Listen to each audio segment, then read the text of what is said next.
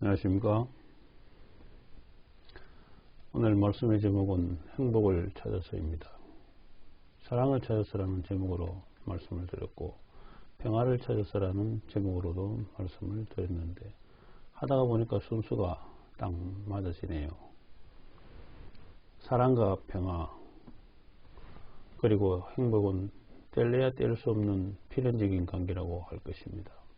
사랑이 넘치고 평화가 넘치는 세상이면 당연히 행복이 넘쳐나는 세상이 될 것이고, 역설로 말하자면 행복이 넘치는 곳은 사랑과 평화가 넘쳐나는 곳이라고 할 수 있을 것입니다. 그런데 그런 사랑도 마냥 받기만 하고 받지 못하면 지치게 된다고 했죠. 반대로 받기만 하면 이기적인 욕심으로 끝이 좋지 않을 것입니다. 그러니까 사랑을 많이 주기도 하되 사랑을 많이 받기도 해야 내가 행복해질 것입니다. 가정에서도 누구는 사랑을 주기만 하고 누구는 받기만 하면 안 되겠죠. 가정에서도 서로가 서로에게 주는 사랑과 받는 사랑이 넘쳐나는 가정이면 그 가정은 반드시 행복이 넘쳐나는 가정이 될 것입니다. 그렇게 서로 주고받는 수수작용이 되어야 한다는 것입니다. 평화도 마찬가지겠죠. 내 개인과 내 가정에 평화가 넘쳐나면 나와 나의 가정은 행복이 넘쳐나는 가정이 될 것입니다. 요사이 계모가 9살 된 아들이 말을 안 듣는다고 여행용 가방에 7시간이나 가두어두었다가 결국은 사망하게 한 사건이 세간을 떠들썩하게 하고 있죠. 그런 가정에서는 평화가 있을 수 없고 행복이 결코 있을 수 없는 것입니다. 그렇게 나의 행복을 찾아주는 사랑과 평화이지만 그냥 막연한 개념으로 대해서는 안 된다고 했습니다. 사랑은 막연한 개념이 아니라 실질적으로 밥 한 그릇이라도 나누어 먹을 수 있는 사랑의 실천을 해야만이 사랑의 세계를 만들 수 있다고 했습니다. 평화도 막연한 개념이 아니라 인간과 인간이 서로 보호해주고 위하여 살아야 평화가 넘치는 개인과 가정이 되는 것입니다. 또한 인간과 자연의 관계도 마찬가지입니다. 자연을 철저히 보호하면서 서로 위하여 살아야만이 지구촌이 병들지 않는 것입니다. 그리고 사랑이나 평화를 실천은 하지 않고 말로만 떠드는 사랑꾼과 평화꾼들이 많은데 우리는 그들을 경계를 해야 한다고 하는 말씀도 드렸습니다. 특히 우리가 지도자를 뽑을 때 우리 대중들은 그 점을 잘 인식해서 뽑아야 하는 것입니다. 오늘 말씀드리고자 하는 행복을 찾는 방법도 또한 그런 사랑과 평화를 찾아가는 길과 비슷한 길이 될 것입니다. 통일교 교리서인 원리강론에는 행복에 대해 어떻게 말하고 있는가를 오늘 한번 알아보시겠습니다. 다 같이 운동을 해보겠습니다. 원리강론 총수에 나와 있는 내용입니다. 인간은 누구나 불행을 물리치고 행복을 찾아 이루려고 몸부림치고 있다. 개인의 사소한 일로부터 역사를 좌우하는 큰 일에 이르기까지 그것들은 결국 하나같이 보다 행복해지려는 삶의 표현인 것이다. 그러면 행복은 어떻게 될 때 오게 되는 것인가? 인간은 누구나 자기의 욕망이 이루어질 때 행복을 느끼게 된다. 욕망이라고 하면 우리는 흔히 그 본의를 흐려서 생각하기 쉽다. 그것은 그 욕망이 선보다도 악으로 나가기 쉬운 생활 환경 가운데서 우리가 살고 있기 때문이다. 이 원리라는 것은 어떤 종교 교리로 보기가 쉽지만 인간 만사를 다루는 원론적인 강론이라고 보면 좋을 것입니다. 즉 특정 종교의 교리가 아니라 인간사의 모든 비밀을 밝힐 수 있는 양수라고 이해하고 읽으면 좋겠다는 것입니다. 그런 원리 강론의 제일 처음으로 나오는 문장이 바로 이 내용입니다. 인간의 행복에 대해 말을 한 것입니다. 모든 인간은 행복하게 살기를 원하고 그 행복을 위해 대부분의 삶을 바친다는 것입니다. 그러니까 우리들이 하는 모든 행위들은 다 행복을 추구하기 위한 것이란 것입니다. 우리가 종교를 믿는 행위도, 우리가 학문을 닦는 행위도, 우리가 열심히 돈을 버는 행위도 모두가 자신의 행복을 만들기 위해 하는 행위라는 것입니다. 그렇다면 종교 행위나 공부를 하는 행위나 돈을 버는 행위 등을 해서 자신의 삶이 행복하지 않는다면 그것은 잘못된 길을 가고 있다고 봐야 하는 것입니다. 모든 사람들은 본인이 그런 행위를 열심히 하면 행복해질 것이라고 믿었으나 결과는 그렇게 속이 시원하게 행복에 이르지 못하는데 문제가 있는 것입니다. 왜 그럴까요? 왜 그렇게 행복한 삶으로 가는 길이 우리 인생에서 어려운 것일까요? 원리강론의 행복이 어떨 때 찾아오는 것이라고 말했습니까? 자신의 욕망이 이루어지면 행복을 느끼게 된다는 것입니다. 본인들의 욕망이 다 무엇인지를 한번 생각해 보시기 바라겠습니다. 욕망이라는 것은 자신이 바라는 어떤 욕심을 말하는 것입니다. 자신이 원하는 욕망이란 사람에 따라 다 다를 것입니다. 그렇게 사람에 따라 다 다른 욕망을 가지고 있지만 자신이 원하는 그 욕망이 이루어지면 인간은 행복을 느끼게 된다 하는 것입니다. 그렇지만 아무런 욕망이나 다 성취된다고 다 행복해지는 것은 아니라고 뒷부분에 설명을 하고 있죠. 그 욕망이 선을 향하는 욕망이라야 행복해지는 것이지 악을 향하는 욕망이면 아무리 그 욕망을 성취했더라도 불행해진다는 것입니다. 예를 들면 돈을 많이 벌고 싶은 사람이 자신이 정당한 방법으로 노력을 해서 돈을 벌면 그 욕망이 채워졌기 때문에 행복을 찾을 수 있지만 편법이나 잘못된 방법으로 돈을 벌었다면 결국은 불행하게 된다는 것입니다. 여사의 정의기억연대라는 단체의 장인 윤미향이라는 사람이 일본군 위안부 문제로 기부받은 돈을 개인적으로 유용했다고 한창 시끄럽죠. 아직 다 밝혀지지는 않았지만 이렇게 돈을 잘못 착복하여 벌면 불행을 자초한다는 것입니다. 설사 이것이 법적으로는 문제가 없다 하더라도 양심상 문제가 되고 사회통념상 문제가 되면 자신의 양심의 가치로 말미암아 행복해질 수 없다 하는 것입니다. 그래서 아무리 도덕질이 직업인 부모라도 자기 자식에게는 착하게 살아라고 가르치는 것입니다. 제자를 가르치는 스승도 자신은 불법을 저질러도 제자에게는 정당하게 살아라고 가르치는 것입니다. 왜 그렇게 하는가 하면 본성적으로 인간은 선의 길로 가야만 행복해진다는 것을 잘 알고 있기 때문에 그렇습니다. 그러나 인간은 그렇게 단순히 선하게만 살게 되어 있지 않다는 것입니다. 왜냐하면 인간의 마음속에는 선한 마음과 악한 마음이 동시에 공존하고 있기 때문입니다. 그래서 사람은 끊임없이 인격을 닦고 도를 닦아야 겨우 선하게 살 수 있다는 것입니다. 그렇게 생각하십니까? 태어날 때부터 선하게 태어났는가 악하게 태어났는가 하는 관점으로 다투는 학설이 성선설과 성악설이 있죠. 성선설은 인간은 원래 태어날 때는 선하게 태어났지만 세상에 의해서 악하게 된다는 학설입니다. 성악설은 이와 반대로 인간은 원래 악하게 태어났기 때문에 교육을 통하여 예와 도덕을 가르쳐야 선하게 된다는 것입니다. 또 성무선악설이라고 하는 학설도 있습니다. 인간은 원래 선도 악도 아닌 무성으로 태어났는데 태어나서 환경에 따라 악인도 되고 선인도 된다는 학설입니다. 어느 것이 옳다고 생각하십니까? 성성설이 맞다고 생각하십니까? 성악설이 맞다고 생각하십니까? 또 성무선악설이 맞다고 생각을 하시는 것입니다. 통일원리 관점에서 보면 인간은 원래 선하게 창조되었지만 인간의 타락으로 말미암아 인간은 악과 선이 동시에 존재하는 인격자가 되었다고 보는 것입니다. 그렇기 때문에 다시 선하게 되기 위해서는 종교가 필요하고 교육이 필요하고 도를 닦는 것이 필요하다 하는 것입니다.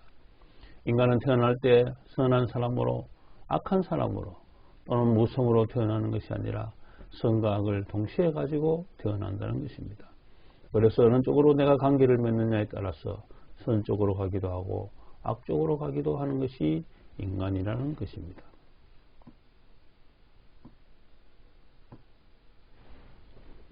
그래서 인간은 악으로 행하려는 악의 지향성을 물리치고 선의 지향성을 가지고 살아야 행복해진다는 것입니다. 그러나 그것이 쉬운 일이 아니라는 것입니다.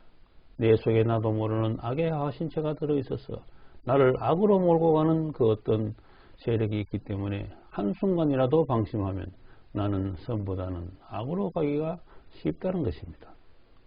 그렇게 악으로 향한 삶을 살다 보면 결국은 불행하게 되는 것이죠. 이와 같이 인간이 선하게 자신의 욕망을 성취하면 행복하게 된다는 것이 원리에서 말하는 내용인 것입니다. 그런 선을 도구로 삼는 과정도 중요하지만 욕망 자체가 선한 것인가 하는 것도 매우 중요한 것입니다. 돈을 예를 들면 돈을 버는 방법도 선해야 하지만 왜 돈을 버는지도 중요하다 하는 것입니다. 즉 선을 지향하는 욕망이라야 행복을 가지게 된다 하는 것입니다. 이렇게 행복의 개념은 알아보았지만 행복을 구체적으로 어떻게 찾아야 할 것인지를 생각해 보겠습니다. 참 아버님께서는 행복을 어떻게 찾을 것인가 하는 말씀을 자서전에서 밝히신 것이 있습니다. 한번 읽어보겠습니다. 행복은 위하는 삶에 있습니다. 행복은 반드시 상대적인 관계에서만 성립됩니다. 평생을 성악가로 살아온 사람이 무인도에 가서 목이 터져라 노래를 한들 들어줄 사람이 없으면 행복하지 못합니다. 내가 어떤 상대를 위해 존재한다는 사실을 깨닫는 것은 삶의 기준을 바꾸는 대단한 일입니다. 내 삶이 나만의 것이 아니라 누구를 위한 것이라면 지금까지 살아왔던 것과는 사뭇 다른 길을 가야 합니다. 행복은 남을 위해 사는 삶이 있습니다. 나를 위해 노래를 불러봐야 전혀 행복하지 않은 것처럼 나를 위한 일에는 기쁨이 없습니다. 아무리 작고 하찮은 일이라도 상대를 위해 남을 위해 일할 때 행복을 느낍니다. 행복은 위하는 삶을 살 때만 발견할 수 있습니다. 행복이라는 것은 나를 위한 삶보다는 상대를 위한 삶을 살 때 행복을 느끼게 된다는 말씀인 것입니다. 그 예로 아무리 노래를 잘하는 성악가도 아무도 없는 곳에서 노래를 아무리 열심히 불러봐도 기쁨이나 행복을 느낄 수 없다는 것이죠. 들어줄 사람이 있어서 그 사람들을 위해서 노래를 하고 또 그 노래를 듣고 좋아해 줄 사람이 있을 때 행복을 느낀다는 것입니다. 맞다고 생각하십니까? 어떤 분들은 나를 위해 살아야지 왜 남을 위해 살아 하실지 모르겠습니다. 또 하나의 예를 들어보겠습니다. 내 주머니에 아주 맛있는 꿀떡이 하나 있습니다. 그런데 내가 아침도 못 먹고 점심도 굶어서 아주 배가 고파요. 뱃속에서 꼬르륵 소리가 나는데 그 달달한 꿀떡을 내가 먹으면 얼마나 맛있고 행복감을 느끼겠습니까? 그런데 내 옆에 아주 친한 친구도 역시 배가 고파서 같이 있다는 것입니다. 그 떡을 자기가 먹어야 하겠습니까? 친한 친구에게 주고 자기는 배를 굶고 있어야 하겠습니까? 어떻게 해야 좋다고 생각하십니까? 자기가 먹어야 하겠죠. 물론 갈라서 먹는 방법도 있겠지만 여기서는 누가 먹으면 좋겠는가 하는 물음입니다. 만약 내 딸이 그런 상황이라면 무엇이라고 조언을 해주시겠습니까? 내 딸이 배고픈 자기는 굶고 친구에게 그 떡을 주었다고 하면 바보같이 왜 그런 짓을 해? 우선 너부터 먹고 나중에 친구에게 줄 수 있으면 주지 하면서 딸을 나무랐겠죠. 그럼에도 불구하고 내가 그 떡을 친구에게 주었다면 떡 한 개는 분명히 손해를 보았고 나는 배가 고프지만 무엇인가 뿌듯하고 보람을 느끼게 되겠죠. 괜히 내 옆에 친구가 있어서 나 혼자 모르게 먹을 수도 없고 내 떡만 빼앗겠네 하면서 속으로는 투덜댈지 모르겠지만 기분은 좋아진다는 것입니다. 그렇지만 내 배가 고픈데 친구에게 떡을 주기가 쉽지는 않을 것입니다. 만약 그 상대가 친구가 아니고 내 자식이라면 어떻겠습니까? 나는 배가 고프지만 내 자식에게 떡을 주겠죠. 그렇게 자식에게 떡을 주면 행복하겠어요? 안 행복하겠어요? 내가 굶으면서 친구에게 주어도 기분이 좋은데 내 자식에게 주는 것이라면 더 말할 필요가 없는 것이죠. 뭐니 해도 이 세상에서 제일 행복한 것은 내 자식 입에 밥 들어가는 것이라고 옛 어른들이 말씀을 하셨습니다. 나는 배가 고프더라도 상대인 자식이 배가 부르면 나는 행복감을 느낀다는 것입니다. 그러니까 떡 한 개를 내가 먹을 때 느끼는 행복감보다도 자식에게 그 떡을 줄 때 느끼는 행복감이 더 크다는 것은 상대를 위할 때 행복을 느낀다는 말에 증거가 되는 것입니다. 그 상대가 부모라면 어떻겠어요? 자식에게는 쉽게 주겠지만 부모에게는 주기가 쉽지 않을까요? 어떻습니까? 나는 배가 고프지만 내가 자식 입장에서 나의 어머니에게 그 떡을 드렸다면 행복하겠어요? 안 행복하겠어요? 내가 배가 고프더라도 내 가정에 있는 내 아들과 딸들이 또 내 남편이 또 내 부모님이 배가 부르면 나는 행복감을 느낀다는 것입니다. 그것을 보면 참 아버님 말씀처럼 인간은 상대를 위해서 살 때 행복하게 된다는 말이 이해가 되는 것이죠. 분명히 떡을 내가 먹으면 좋을 것 같지만 상대에게 주면 더 기분이 좋아진다는 것입니다.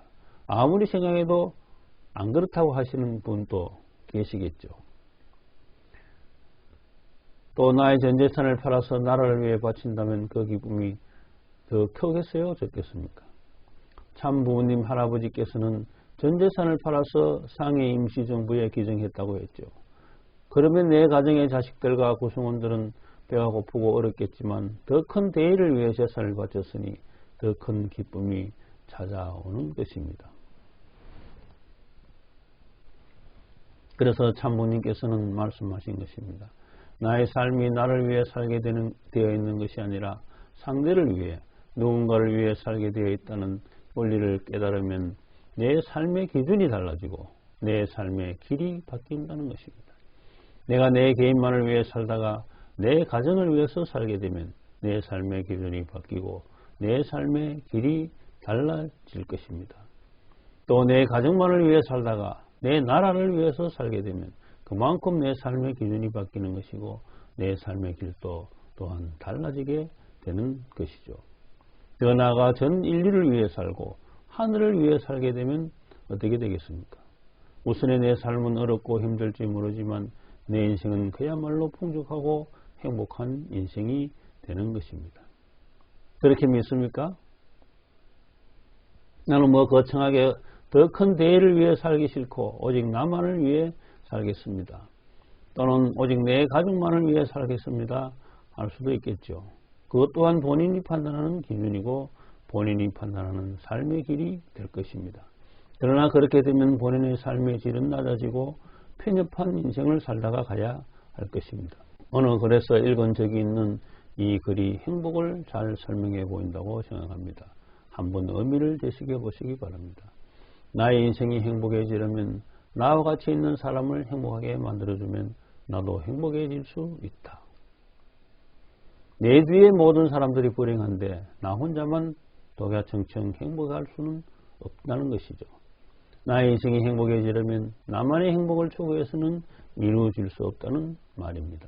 내 주위의 사람들이 행복해야만이 나도 같이 행복해질 수 있다는 말인 것이죠. 그 말은 내가 상대를 행복하게 만들어주면 상대도 나를 행복하게 만들어준다는 것입니다. 내가 행복해지려면 상대를 행복하게 만들어주어라 하는 진리를 깨닫는 여러분들이 되시기를 바라면서 오늘 설교 말씀을 마치도록 하겠습니다. 감사합니다.